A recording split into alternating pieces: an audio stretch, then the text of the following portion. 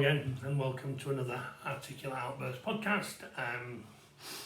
As we continue the series in what inspires us to write our music, and we've got a song coming up, and all the band hate the fact that I tell people what songs are coming up, as if there's some kind of top secret documents. But to a certain extent, I understand it from their point of view, and I understand it from mine, that it's very, very difficult to kind of give your hand away in advance of doing it. Obviously everybody wants top secret documents right up to the second album being released, and we're back in the recording studio either next month or the month after to start laying down some of these songs. But obviously as I'm going through the inspirations for the songs, it'd be mad not to say what song inspired that inspiration. So with that, I don't want to give the lyrics away, I don't want to give the kind of too much of the kind of the structure of it away, but you can't by definition help it. This is a podcast, this is why we do what we do. So we're continuing the inspirations for the songs. Got a bit of a script today, we're going through this, where I get my ire from, and this kind of started by a little bit of a spat on Facebook or YouTube, can't remember, regarding some minion believing that was some kind of far-right band when really we're the based and we see through the veil. I think I mentioned that line a few times, and this is going to be no different. So we've covered the kind of the money power, which is Fink and all his boys. We've gone through the NGOs. To be honest, that could have been another half hour. That I could have at least done another half hour on NGOs, who are pretty much bolt-ons to legitimate government, where the government's actually been squashed between them, where they're a very small part, and NGOs basically doing their master's work. I've kind of explained how institutional power kind of restricts any other kind of attempts at power, and obviously now we're turning our ways to the kind of the globalists now. So obviously we've talked about money power, we've talked about this, that and the other, but the kind of who runs the world section of the globalists. And I think everybody somewhere down the line must now understand that the nation states are very, very small pawns in what looks like it's the jibby-jabby thingamajig that I don't really want to get into on here, because it's all got pitfalls of all sorts of sanctions and stuff, and the obvious subsequent, how can I put it, the remedy that wasn't a remedy, the remedy that didn't stop you catching it or passing it on, not quite what it said on the tin. So if we get into all that, I don't want to get mired. We are a punk band, we sing about big stones.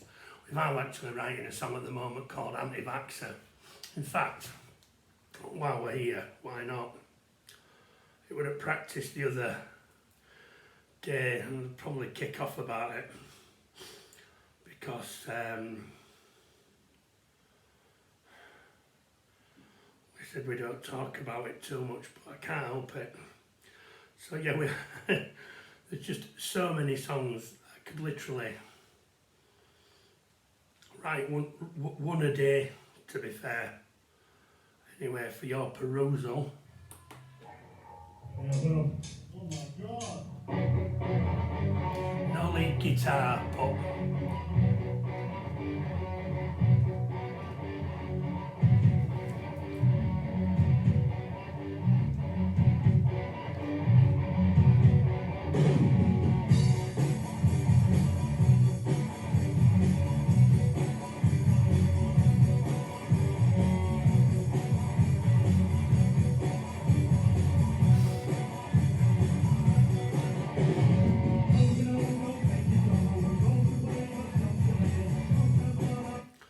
you get the general idea. That's actually called Anti-Vaxxer. That's a tribute to Novak Djokovic, to be fair, having smashed the US Open.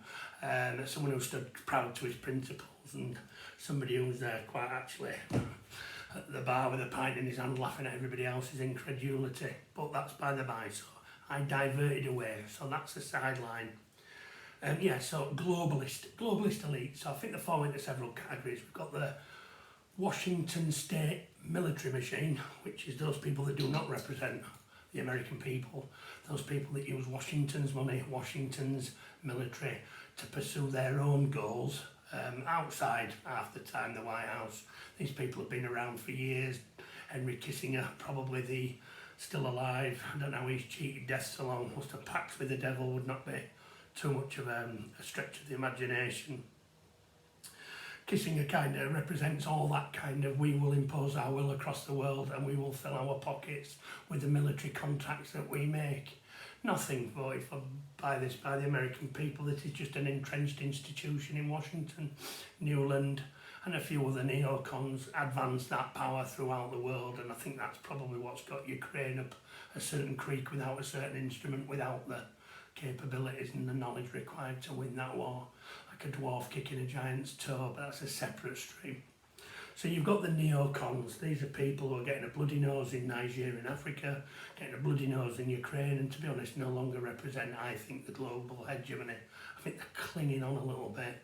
There are too many generals, too much money, and none of this is to really advance American interests abroad. It's more to advance their own. And it's gone on for years.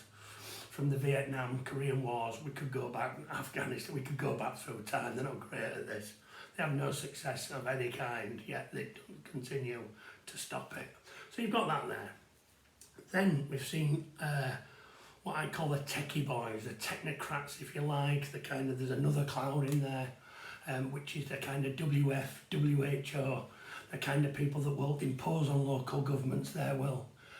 And Tony Blair's right in the middle of that mix, but Klaus Schwab and his boys at the WEF, I mean, people say it's a conspiracy, but not when they say that that's what they're going to do.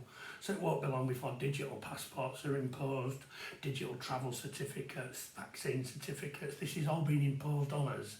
We are mere minions, and that's another global power structure. Obviously this ties in with the NGOs over there, and it also ties in with Think and the World Bank. So all of a sudden your democracy illusion, which is another line of mine, democracy is dead, it's just an illusion. Power is invested in the institutions. It's true.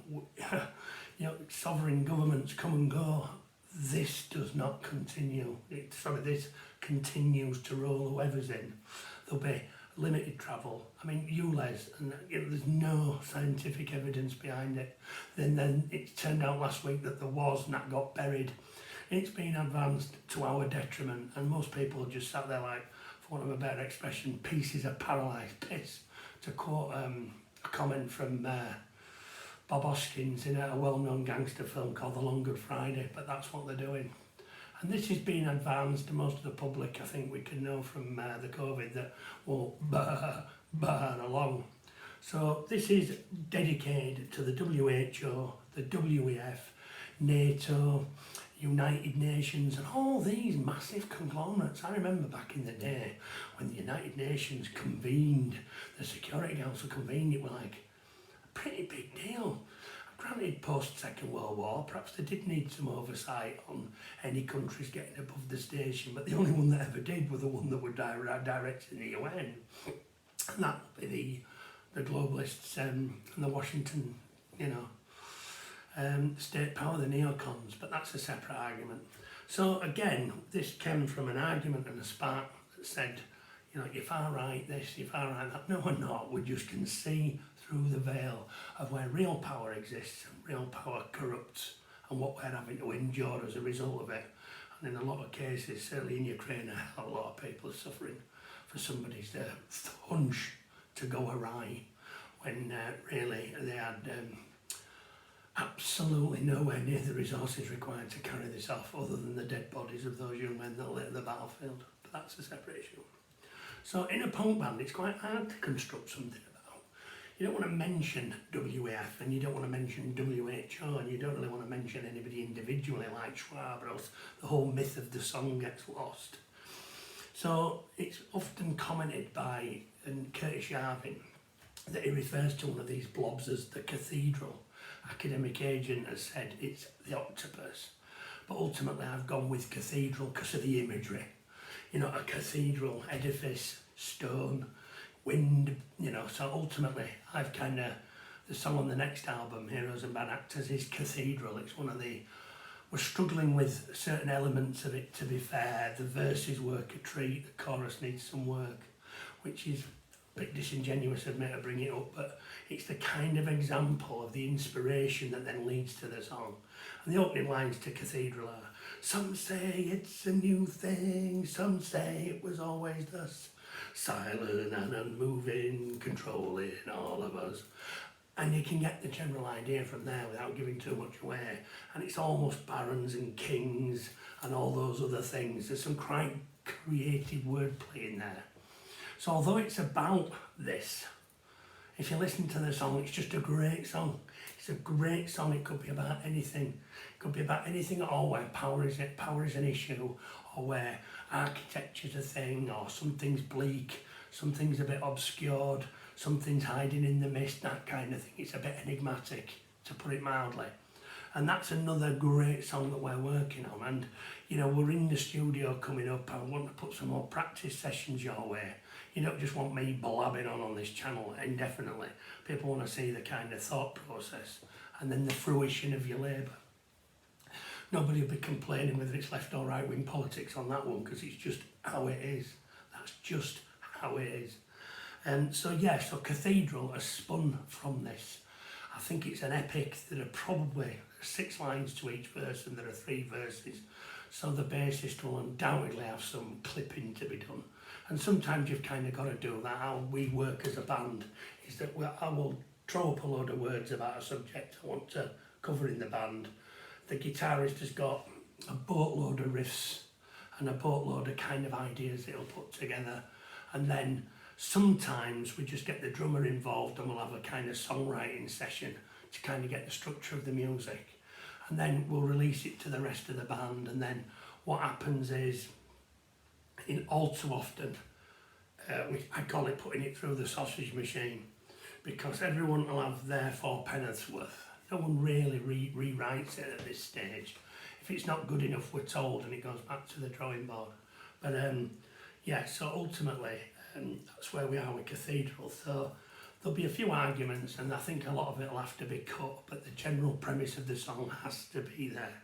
It has to be there because this is one of the kind of key parts of the power structure that, as a punk band, it's our duty to shout, scream at and draw attention to. And that's just how it always has been and how it always will be. So you've got the technocrats, you've got the neocons, and you've got the NGOs bolting onto that side, and you've got the money power, and all of a sudden democracy is looking like some glint in the milkman's eye. It's all of a sudden it's diminished. Then you can kind of come to that, and then we've got what I call a mono party. It's the same party, divided by a red and a blue. I think I've used the analogy on here before that democracy is like a child going to playgroup. You get the child to pick the colour of the shirt, and they're actually then convinced that they've actually had a decision in it when they were always going to playgroup. They just got to pick the colour of the shirt they were wearing. So this is kind of another big strand of all our kind of ire. And just to know what kind of rules that were imposed from afar by people not really having absolutely anything to do with our lives or our cultures, just imposed on us. And this is coming down the tubes, they're coming for us. Yes, people might refer to me as a swivel-eyed loon, but the more you look back on the thingy, the more you look back on the COVID, accident or mistake, or by definition, there were a massive power grab on the back of it. And again, the European Union, another massive institution that's not democratically elected, that imposes its will on sovereign states through all these WHOs and WHF. You can almost see it as a route to market for power, distilled through where we used to be sovereign and now we're sailing up. So that's kind of where we're at. So although we kind of diverted a little bit into Anti-Vaxxer, which is a bit of a mischievous song for Novak Djokovic, it feeds into the Cathedral. And again, another indication of the kind of songs we're writing and what we draw our inspiration from. And you can draw your inspiration from anything really, it's whatever suits you. I would always say to people, we're not a love song band. We are not a love song band. The days of skipping through the daffodils.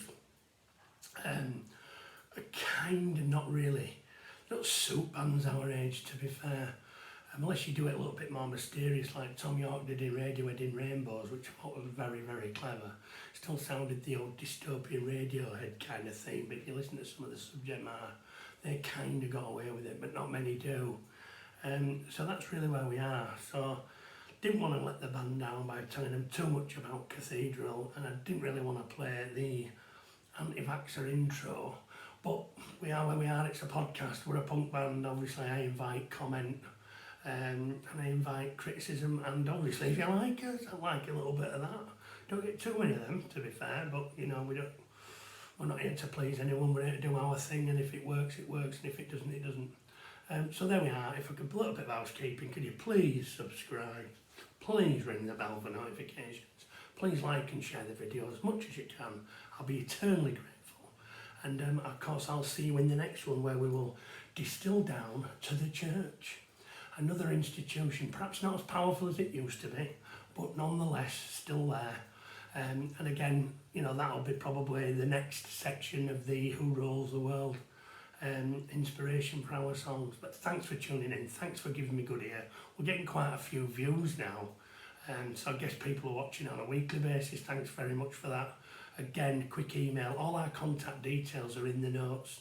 All the streams, our music streams, whether you're on Spotify, Apple Music, YouTube Music, all the streams are in the comment section on the video, so you can download, or you can listen, or you can stream to us if you've signed up to those subscription services. Thanks again. As I say, ring the bell, like and share as often as you can. I'll see you in the next one. Thanks very much.